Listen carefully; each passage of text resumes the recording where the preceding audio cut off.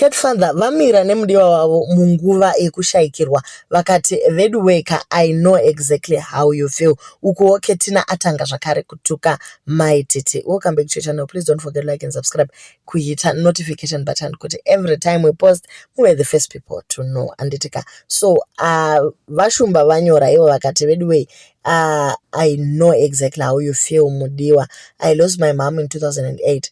I still carry that pain as if it was yesterday. It will surely never go away, but we shall live with it. Take heart. It is well.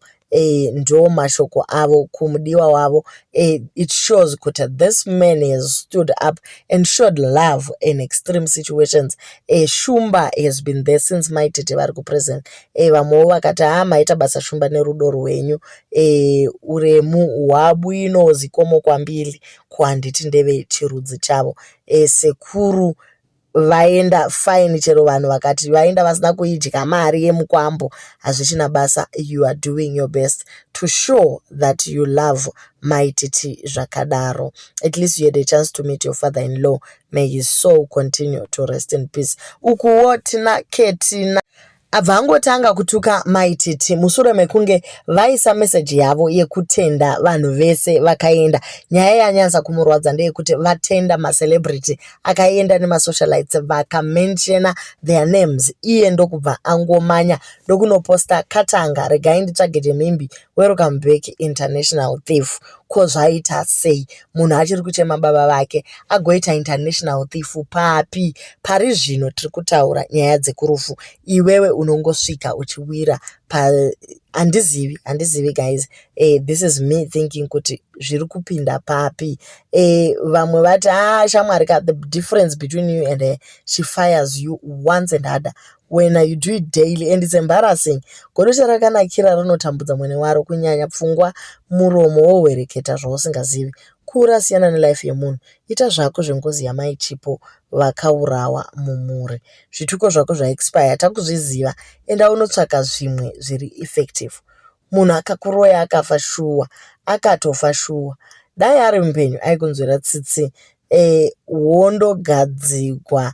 You are going through worse times. Hautozvidiwo zvaunoita. Inyaya yekutoti pakashanda mishonga mushonde pasi pemvura haimbooneke zvekudaro.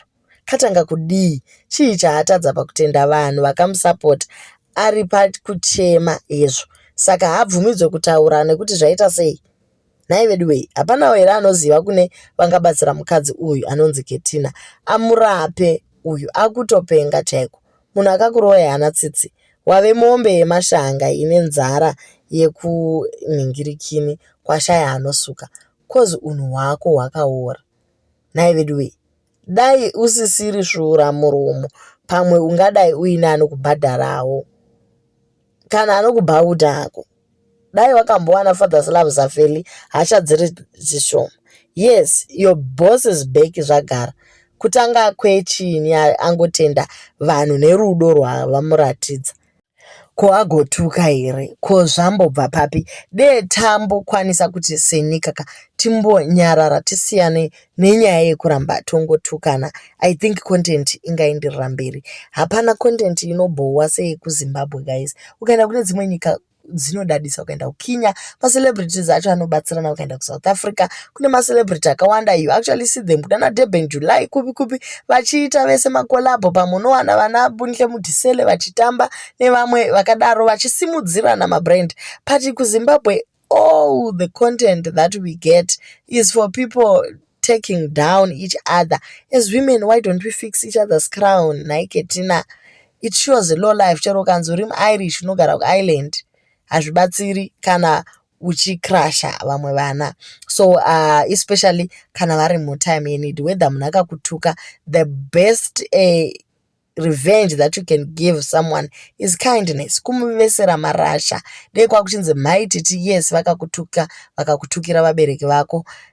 Chaunongoita iwe, you just show kindness. Dei taona mari dzichipinda apa dzechema, ivo vaitozozvibvunza mumwoyo mavo kuti why Ketina azodai so nhasi. You are not doing this for you or for her. You are doing this to try and reconcile, but haakana hatifikisane macrowns eZimbabweans, we crush each other zvokutodaro. To leave your comments on what you think, guys. Ko mhosva dzacho akatodziendera kakujere, chii chimwe chasara, anofanira kuita sei chaizvo?